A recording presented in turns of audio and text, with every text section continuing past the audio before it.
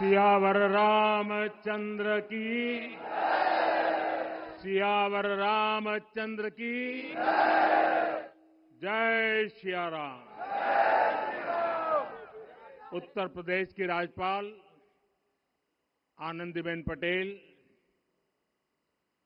राष्ट्रीय स्वयंसेवक संघ के परम पूजनीय सरसंघ चालक डॉक्टर मोहन भागवत जी, उत्तर प्रदेश के मुख्यमंत्री योगी आदित्यनाथ जी, श्री राम जन्मभूमि तीर्थ क्षेत्र ट्रस्ट के अध्यक्ष पूज्य महंत नृत्य गोपाल दास जी,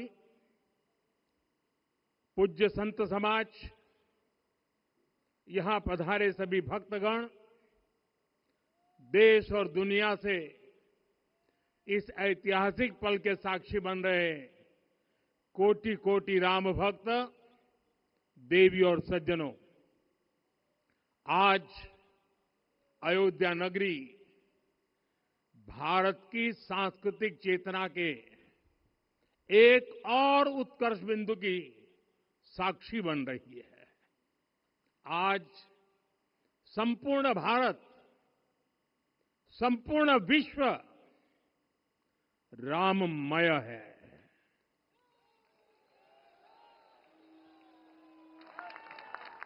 हर राम भक्त के हृदय में अद्वितीय संतोष है, असीम कृतज्ञता है, अपार अलौकिक आनंद है।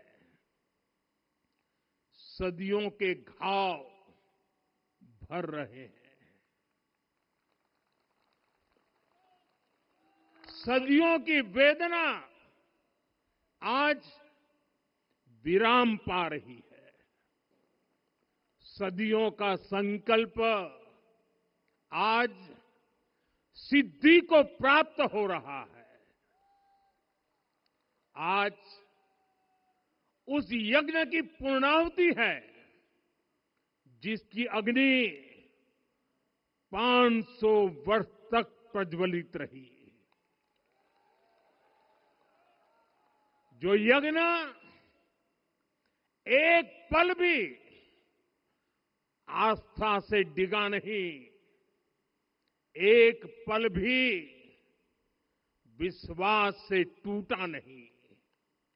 आज भगवान श्री राम के गर्भगृह की अनंत ऊर्जा, श्री राम परिवार का दिव्य प्रताप इस धर्म ध्वजा के रूप में इस दिव्यतम भव्यतम मंदिर में प्रतिष्ठापित हुआ है। और साथियों, ये धर्म ध्वजा केवल एक ध्वजा नहीं, ये भारतीय सभ्यता के पुनर्जागरण का ध्वज है। इसका भगवा रंग, इस पर रचित सूर्यवंश की ख्याति, वर्णित ओम शब्द और अंकित कोविदार वृक्ष राम राज्य की कीर्ति को प्रतिरूपित करता है। ये ध्वज संकल्प है, ये ध्वज सफलता है, ये ध्वज संघर्ष से सृजन की गाथा है, ये ध्वज सदियों से चले आ रहे स्वप्नों का साकार स्वरूप है। ये ध्वज संतों की साधना और समाज की सहभागिता की सार्थक परिणति है।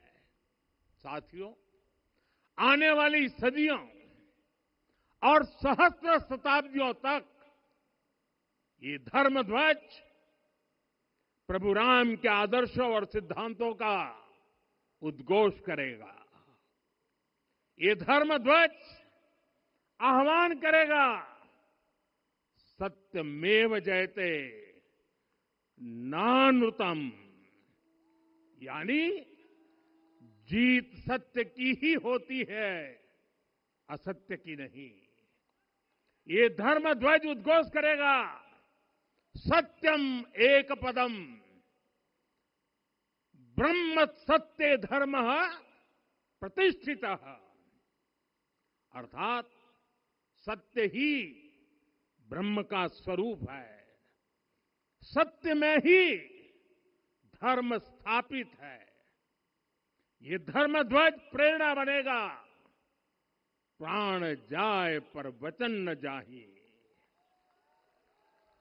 अर्थात जो कहा जाए वही किया जाए। ये धर्म ध्वज संदेश देगा, कर्म प्रधान विश्व रची राखा, अर्थात विश्व में कर्म और कर्तव्य की प्रधानता हो।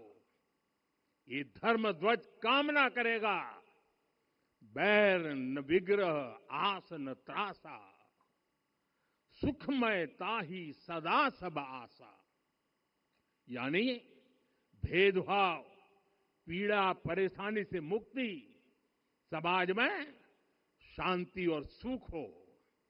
ये धर्म ध्वज हमें संकल्पित करेगा, नहीं दरिद्र कोउ दुखी न दीना, यानी हम ऐसा समाज बनाएं जहां गरीबी न हो, कोई दुखी या लाचार न हो।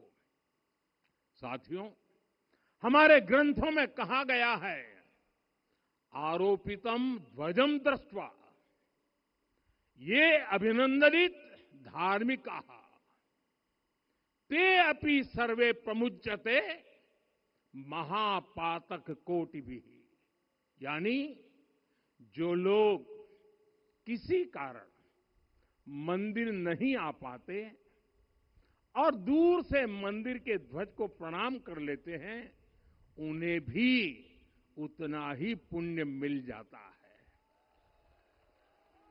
साथियों, ये धर्म ध्वज भी इस मंदिर के ध्येय का प्रतीक है।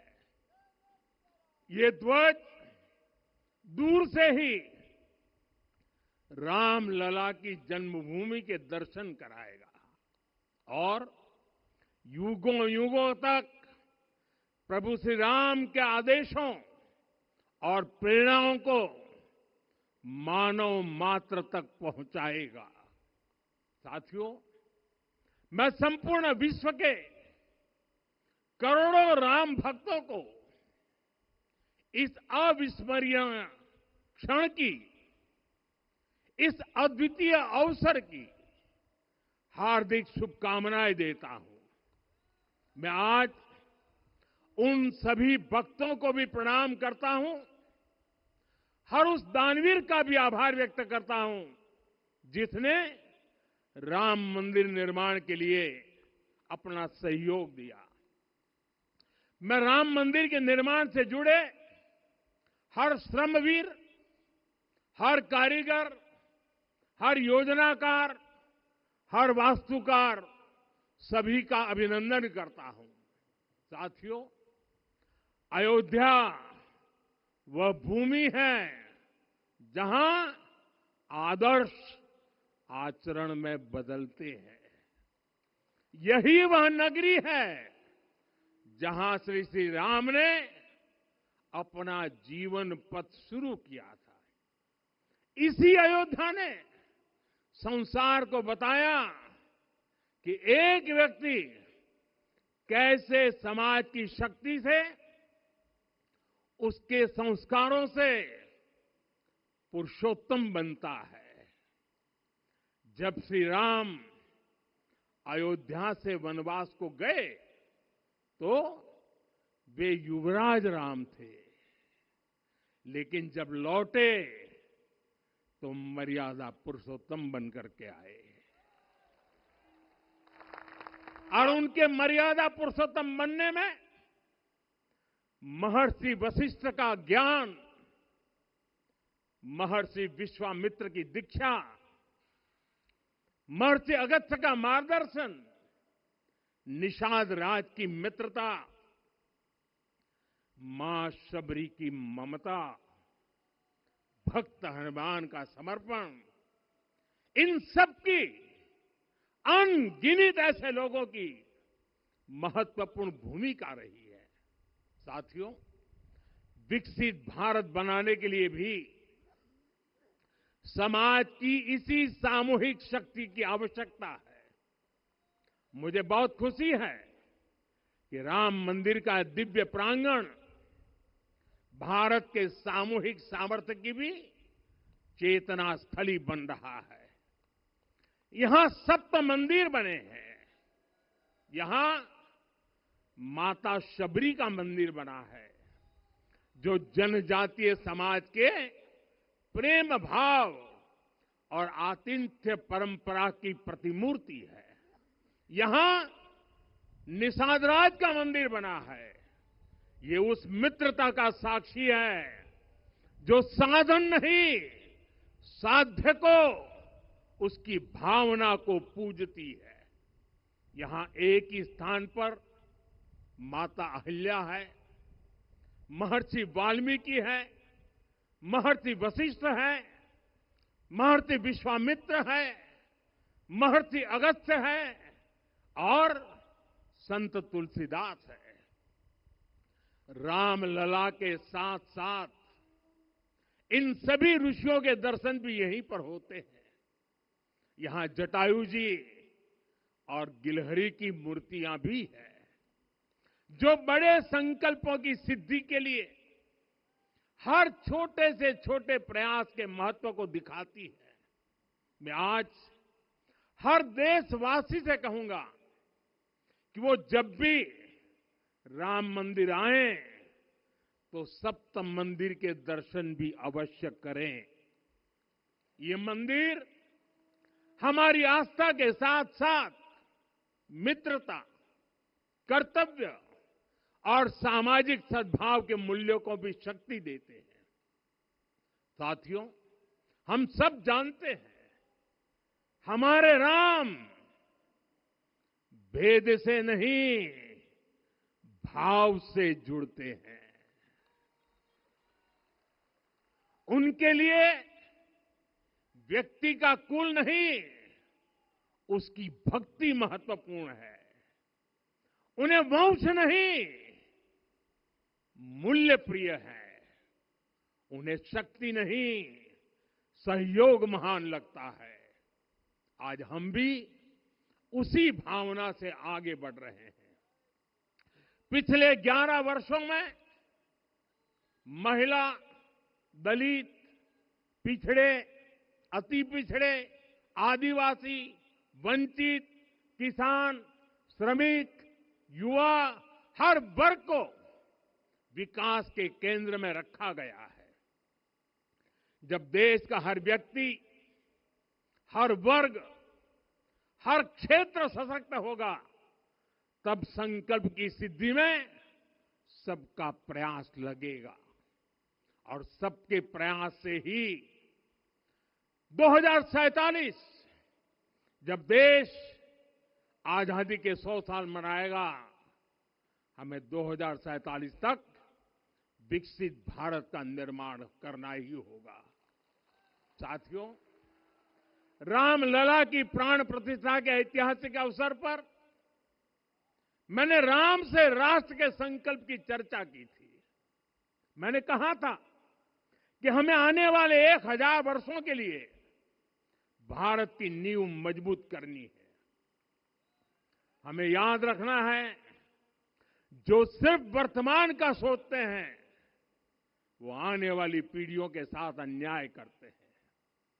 हमें वर्तमान के साथ साथ भावी पीढ़ियों के बारे में भी सोचना है, क्योंकि हम जब नहीं थे ये देश तब भी था, जब हम नहीं रहेंगे ये देश तब भी रहेगा।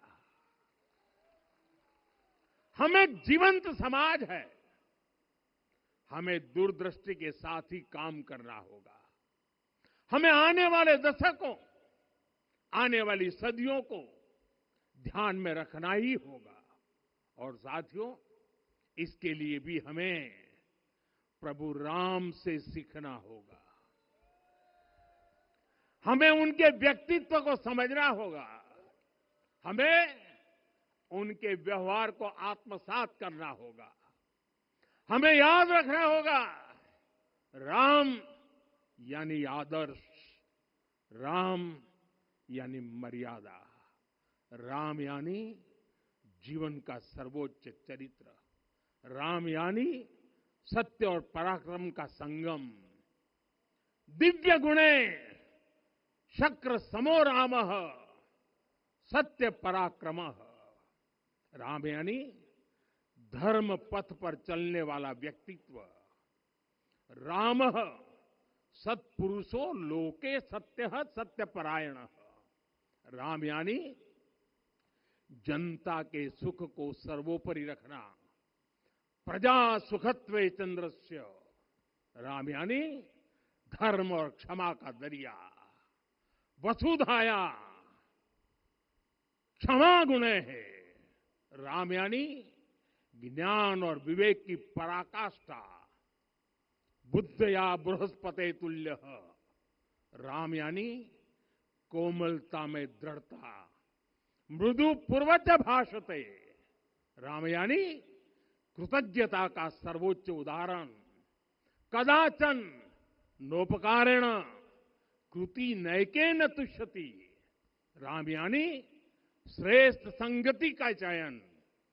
शीला वृद्धे ज्ञान वृद्धे वयोवृद्धे च सज्जने। राम यानी विनम्रता में महाबल। वीर्यवान च वीर्येण महता स्वेन विस्मितः।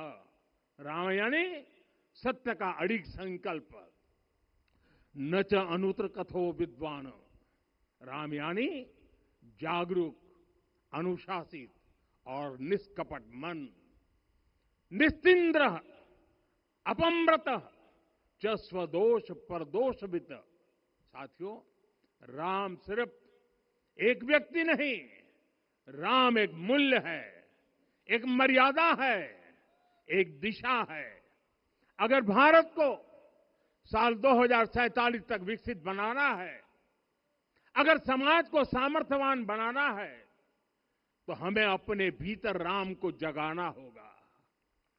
हमें अपने भीतर के राम की प्राण प्रतिष्ठा करनी होगी। और इस संकल्प के लिए आज से बेहतर दिन और क्या हो सकता है।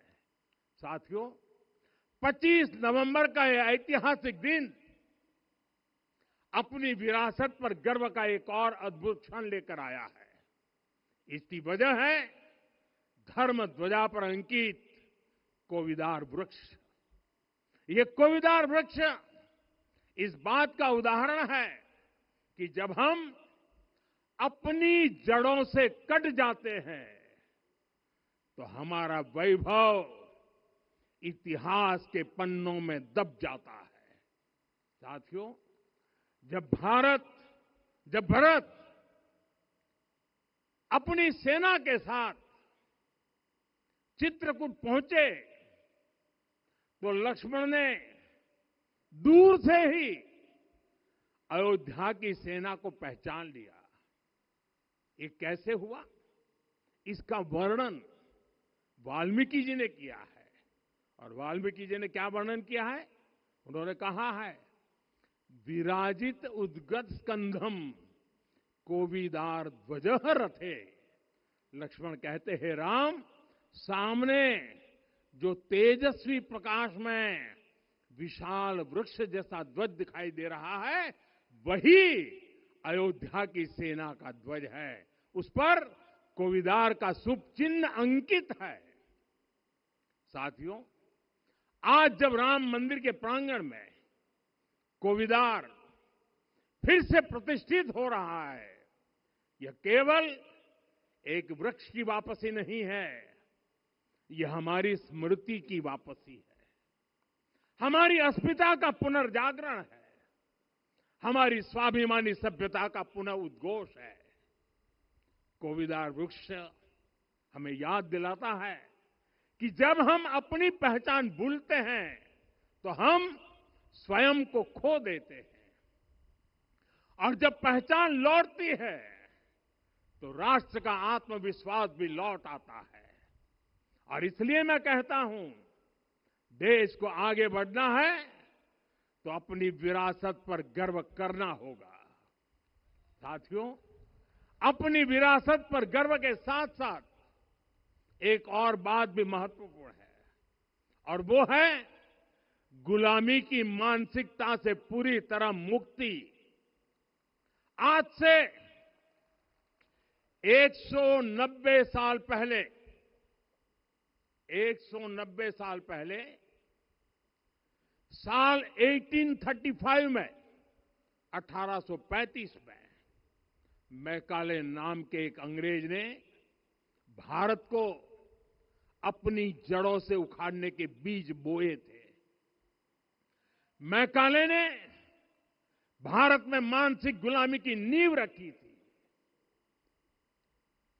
10 साल बाद यानी 2035 में उस अपवित्र घटना को 200 वर्ष पूरे हो रहे हैं। कुछ दिन पहले मैंने एक कार्यक्रम में आग्रह किया था कि हमें आने वाले 10 वर्षों तक उस 10 वर्षों का लक्ष्य लेकर चलना है कि भारत को गुलामी की मानसिकता से मुक्त करके रहेंगे। साथियों, सबसे बड़ा दुर्भाग्य यह है कि मैकाले ने जो कुछ सोचा था उसका प्रभाव कहीं व्यापक हुआ। हमें आजादी मिली, लेकिन हीन भावना से मुक्ति नहीं मिली। हमारे यहां एक विकार आ गया कि विदेश की हर चीज, हर व्यवस्था अच्छी है और जो हमारी अपनी चीजें हैं उनमें खोट ही खोट है। साथियों, गुलामी की यही मानसिकता है जिसने लगातार यह स्थापित किया। हमने विदेशों से लोकतंत्र लिया। कहा गया कि हमारा संविधान भी विदेश से प्रेरित है, जबकि सच ये है कि भारत लोकतंत्र की जननी है, मदर ऑफ डेमोक्रेसी है। लोकतंत्र हमारे डीएनए में है। साथियों, अगर आप तमिलनाडु जाएंगे तो तमिलनाडु के उत्तरी हिस्से में उत्तीर मेरूर गांव है। वहां हजारों वर्ष पहले का एक शिलालेख है। उसमें बताया गया है कि उस कालखंड में भी कैसे लोकतांत्रिक तरीके से शासन व्यवस्था चलती थी, लोग कैसे सरकार चुनते थे। लेकिन हमारे यहां तो मैग्ना कार्टा की प्रशंसा का ही चलन रहा। हमारे यहां भगवान बसवन्ना, उनके अनुभव मंटपा की जानकारी भी सीमित रखी गई। अनुभव मंटपा यानी जहां सामाजिक, धार्मिक और आर्थिक विषयों पर सार्वजनिक बहस होती थी, जहां सामूहिक सहमति से निर्णय लिए जाते थे। लेकिन गुलामी की मानसिकता के कारण इस भारत की कितनी ही पीढ़ियों को इस जानकारी से भी वंचित रखा गया। साथियों, हमारी व्यवस्था के हर कोने में गुलामी की इस मानसिकता ने डेरा डाला हुआ था।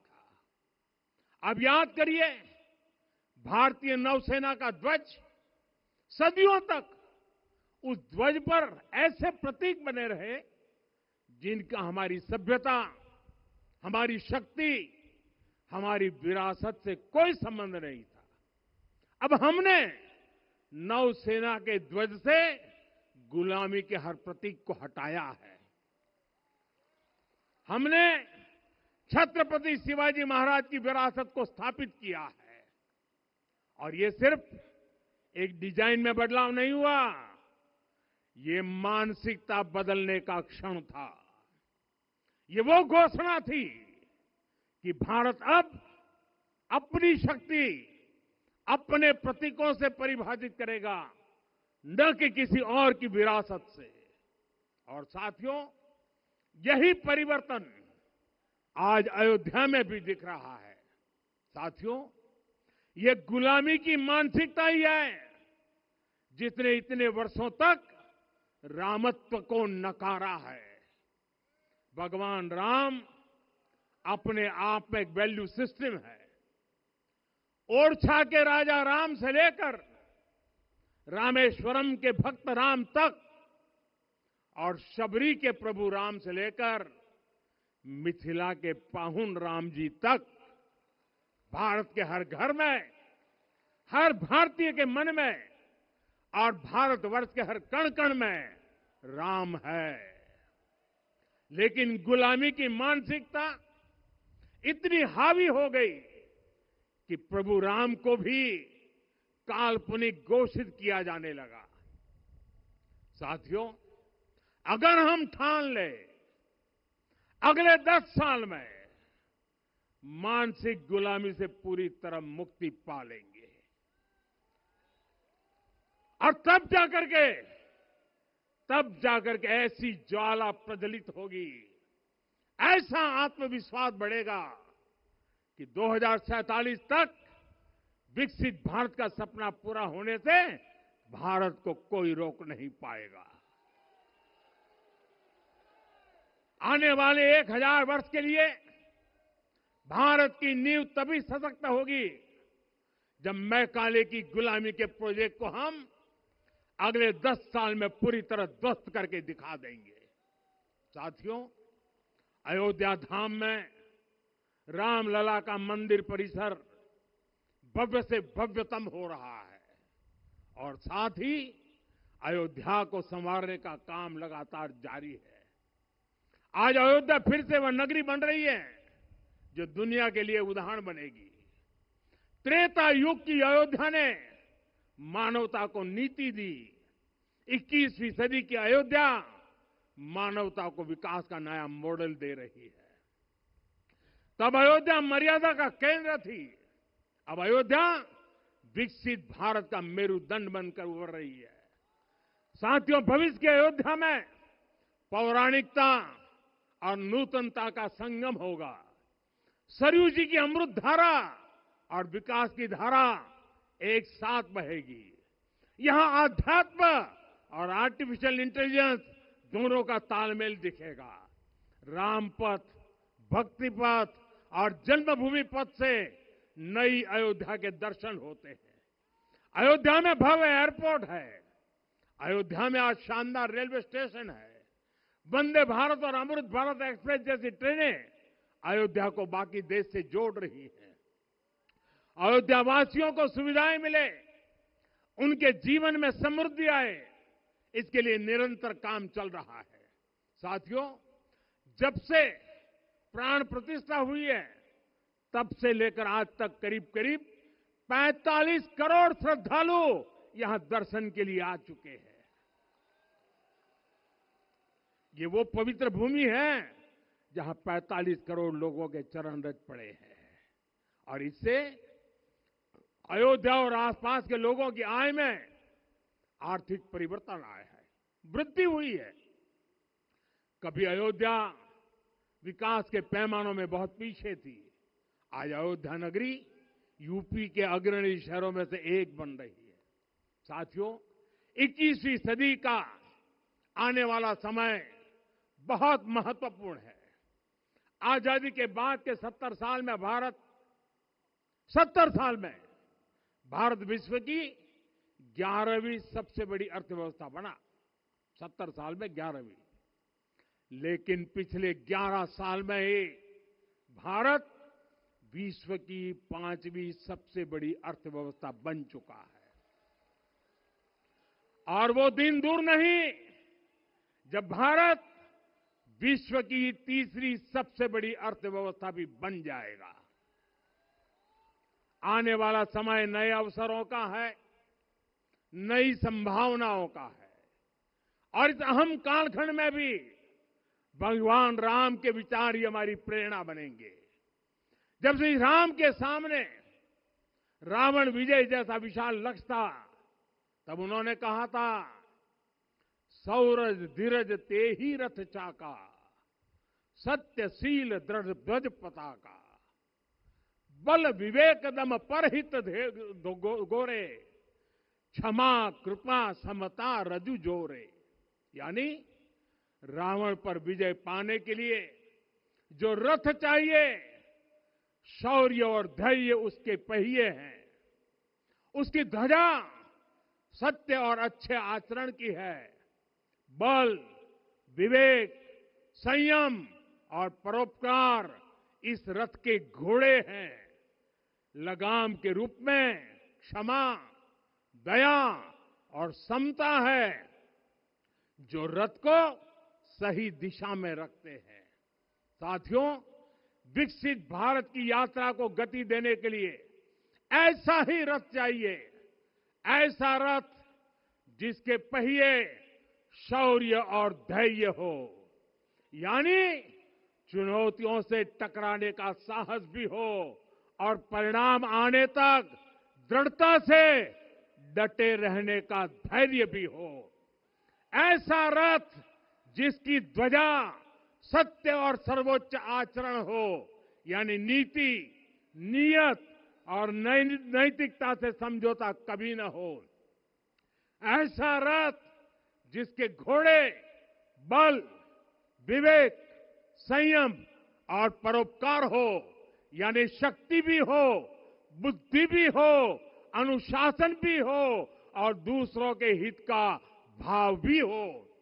ऐसा रथ जिसकी लगाम क्षमा करुणा और संभाव हो, यानी जहां सफलता का अहंकार नहीं और असफलता में भी दूसरों के प्रति सम्मान बना रहे।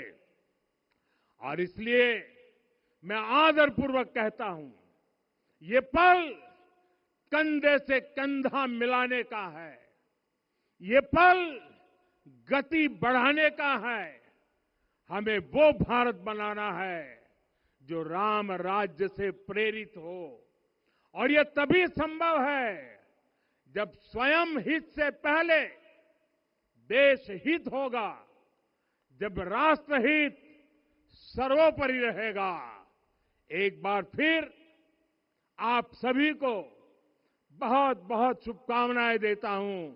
जय सिया राम, जय सिया राम, जय सिया राम।